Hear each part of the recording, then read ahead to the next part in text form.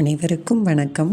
நம்மளுடைய ஆத்மாக்களுடைய உண்மை உணர்வு என்ன தெரியுங்களா?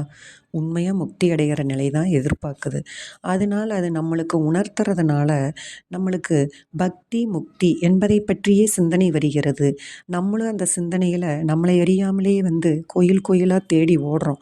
ஆனால் நம்ம விருப்பத்தை நிறைவேற்றிக்கிறதுக்காக ஓடுறோம்னு நினைக்கிறோம். நிச்சயமாக இல்லைங்க. அது ஏதோ ஒரு வகையில் முக்தியை நோக்கி தான் நம்ம ஓட்டம் இருக்குது. ஆனால் ஆழ் மனசில் உள்ள நம்மளுடைய ஆசைகளின் பதிவுகள் ரொம்ப அதிகங்க. அது நம்ம வாங்கி வந்த அந்த பதிவுகளை எல்லாம் முதல்ல நம்ம நல்லா தெளிவாக தெரிஞ்சுக்கணுங்க. தெளிவாக தெரிஞ்சுக்கிட்டு அந்த ஆசைகளை எல்லாம் நம்ம நிறைவேற்றி கொள்ளணுங்க.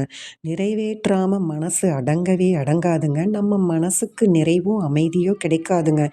ஆனால் உண்மையான பக்தியும் முக்தியும் அடையணும்னா நம்மளுடைய பதிவுகளை எல்லாம் நேரடியாக அப்படியே ஆசைகளை அனுபவிச்சோம்னா உலகத்தில் நம்ம ஒரு குற்றவாளியாக மாறிடுவோம்.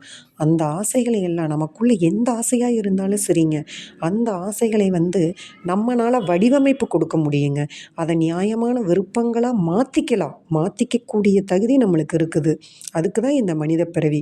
அப்போ நம்மளுடைய அந்த நியாயமான ஆசைகளாக மாற்றி நம்ம விருப்பங்களை நியாயமான முறைகளை மாற்றி அந்த ஆசைகளை மிச்சம் வைக்காமல் நம்ம அந்த பதிவுகளை அனுபவித்து முடித்து விட்டால் பக்தி முக்தி இரண்டுமே கிடைக்குங்க.